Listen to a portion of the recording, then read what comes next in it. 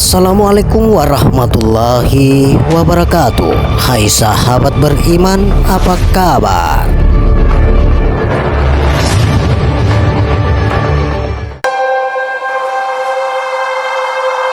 Sahabat beriman yang dirahmati oleh Allah Subhanahu wa Ta'ala, kali ini kami akan membahas buah ma'rifat, cinta, dan rindu.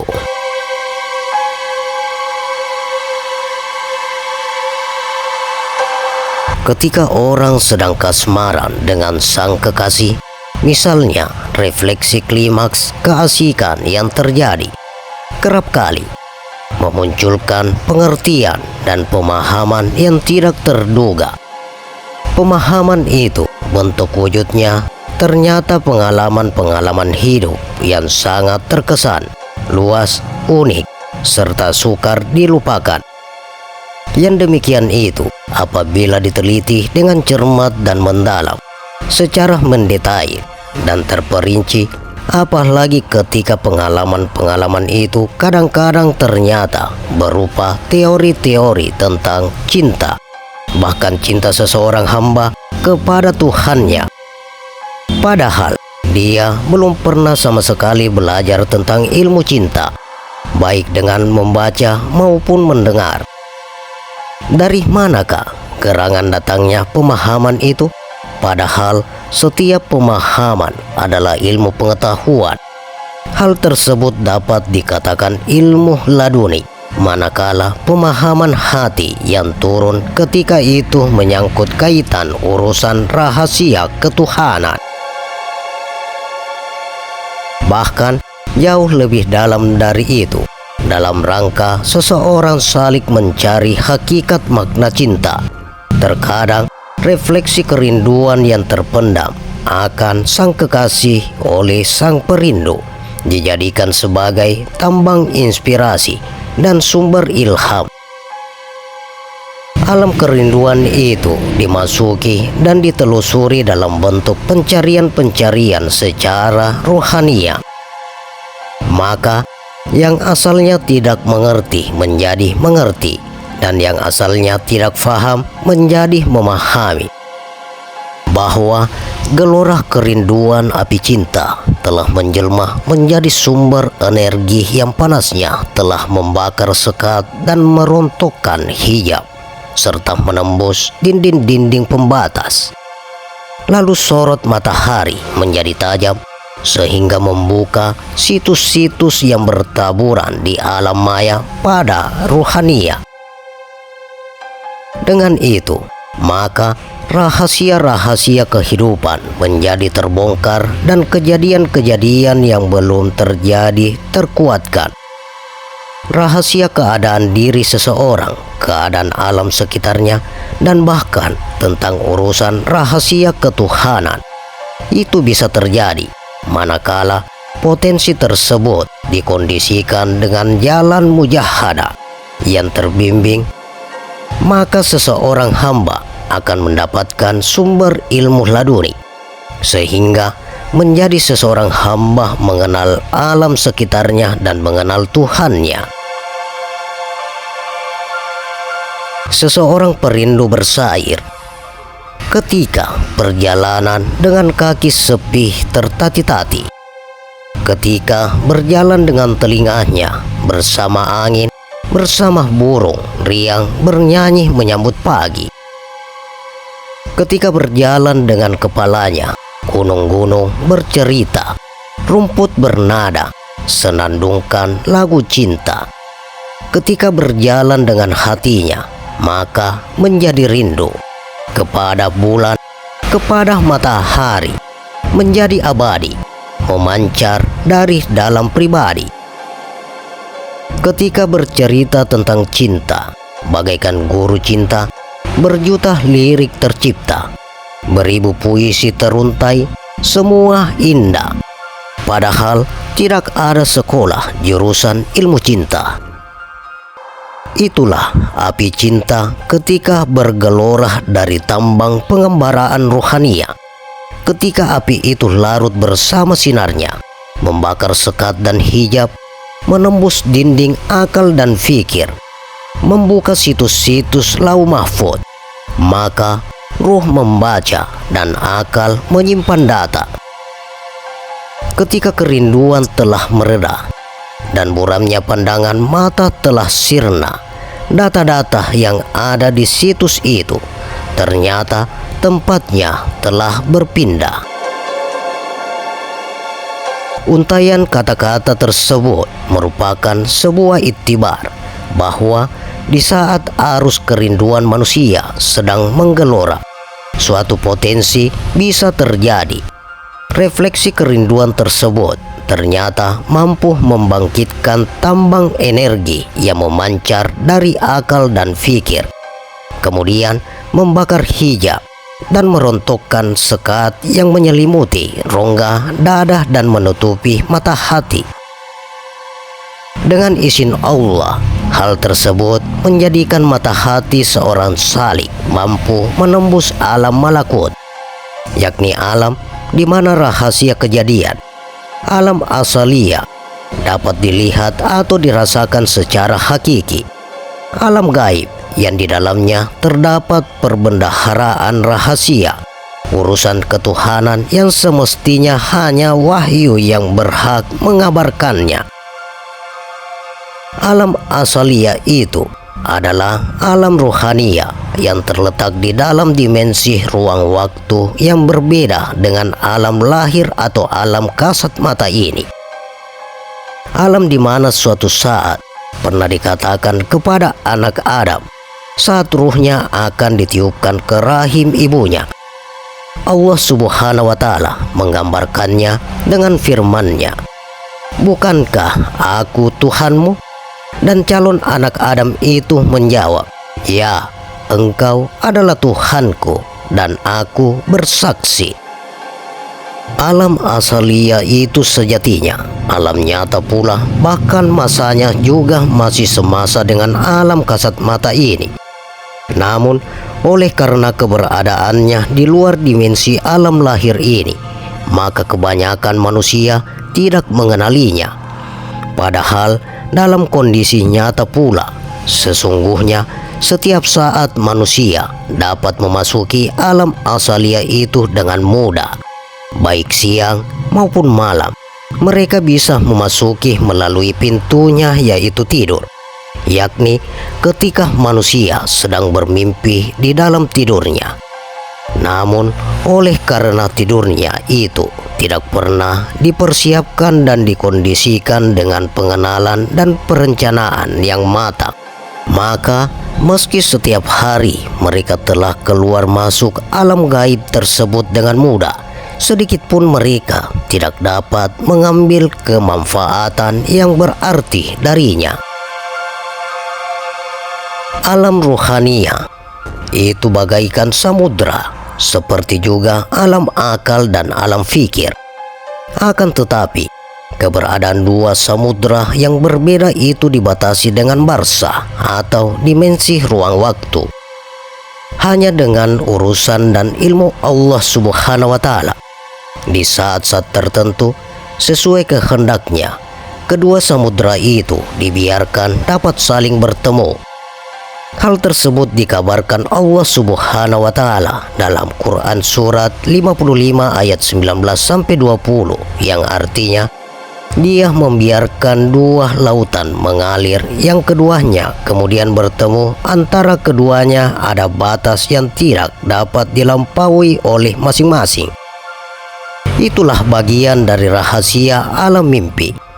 Oleh karena itu, 45% dari urusan rahasia alam kenabian atau wahyu dikirimkan melalui alam mimpi. Manakala interaksi kerinduan antara sesama makhluk saja mampu membangkitkan power yang sanggup membakar hijab dan merontokkan sekat yang menyelimuti rongga dada, sehingga sorot mata hati manusia mampu menembus tabir dimensi alam ruhaniyah, yakni dimensi di mana perbendaharaan ilmu laduniyah rabbaniyah tersimpan secara rahasia. Apalagi jika yang terjadi itu adalah klimaks interaksi yang disumber pancarkan antara nur langit dan nur bumi. Klimaks kerinduan seseorang hamba yang sedang bersikir untuk melahirkan rasa cinta kepada sang pemberi kehidupan, cintanya itu sendiri, yakni Allah Subhanahu wa Ta'ala. Maka tentunya energi yang dahsyat itu akan mampu menghasilkan sikir balik, menghasilkan interaksi dua sikir yang datang dari dua alam yang berbeda.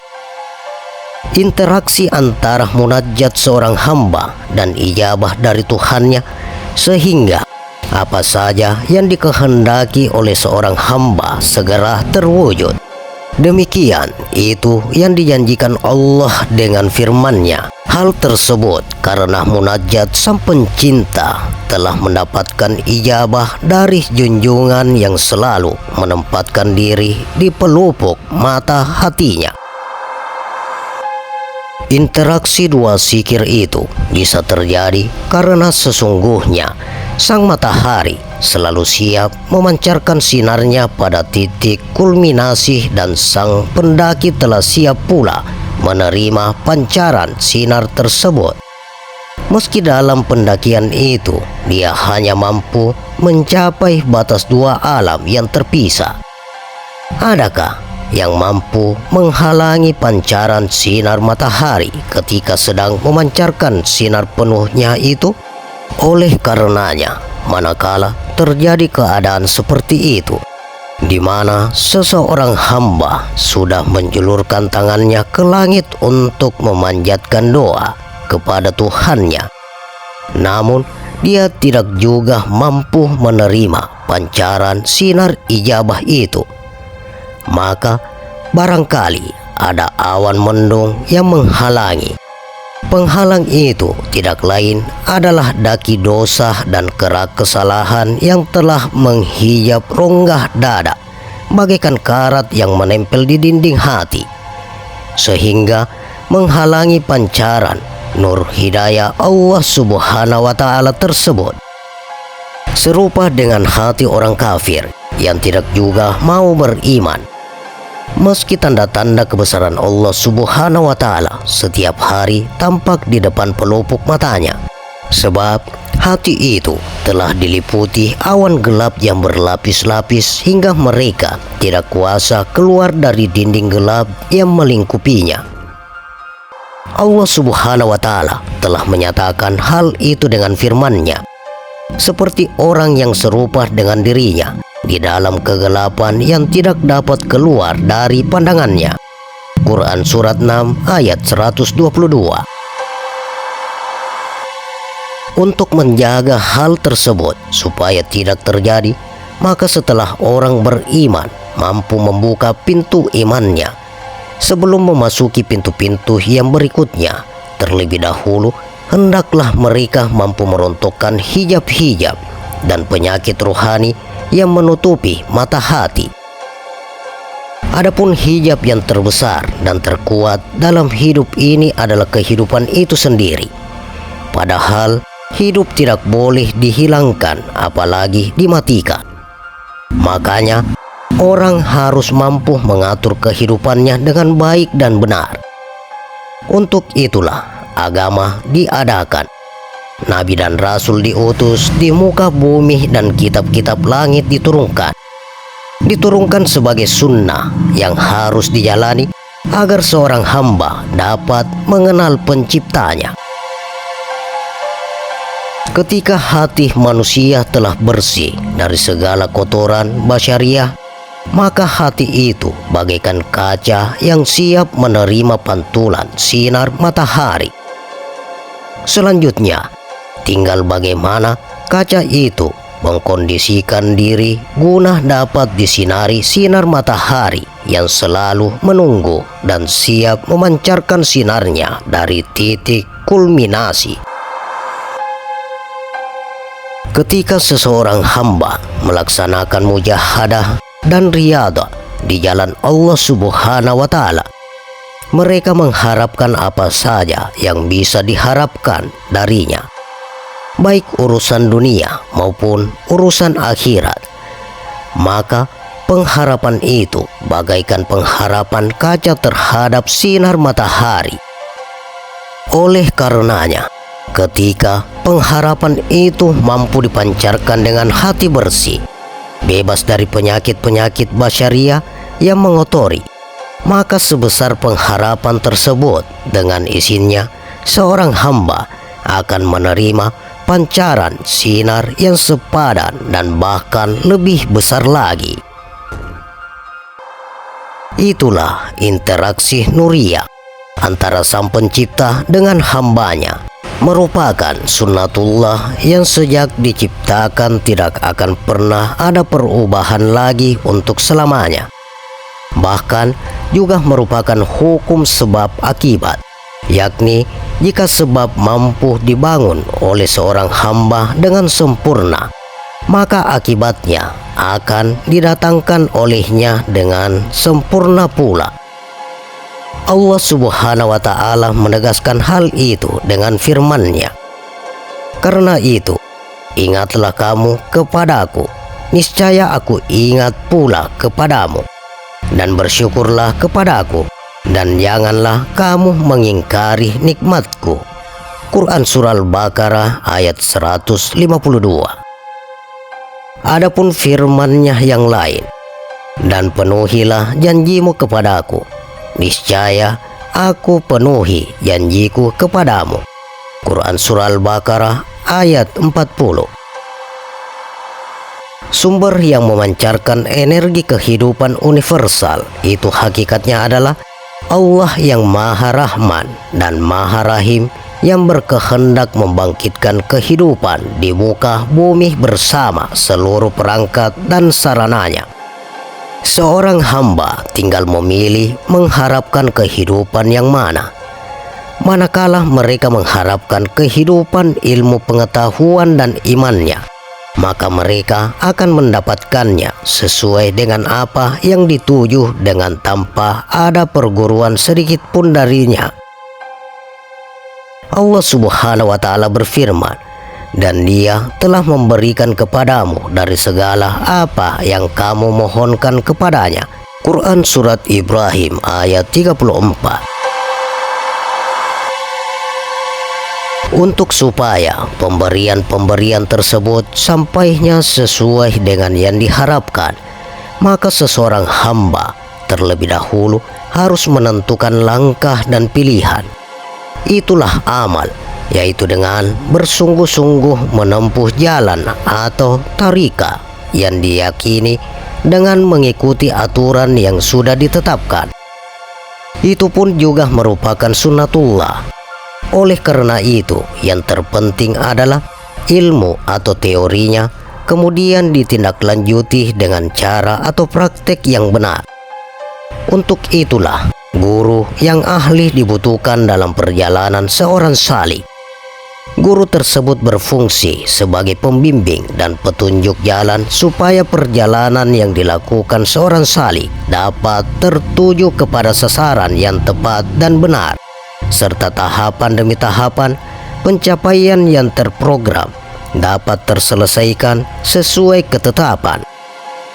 Jika perjalanan itu dilakukan tanpa didasari ilmu dan bimbingan yang benar, maka jangan sekali-kali ada orang berharap mendapat hasil dari apa saja yang bisa diusahakan.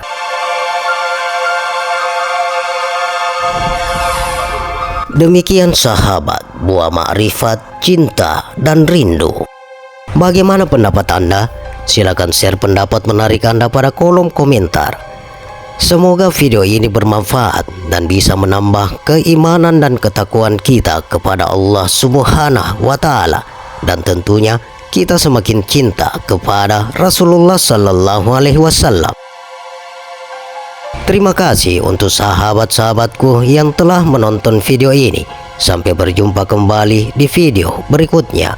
Wassalamualaikum warahmatullahi wabarakatuh.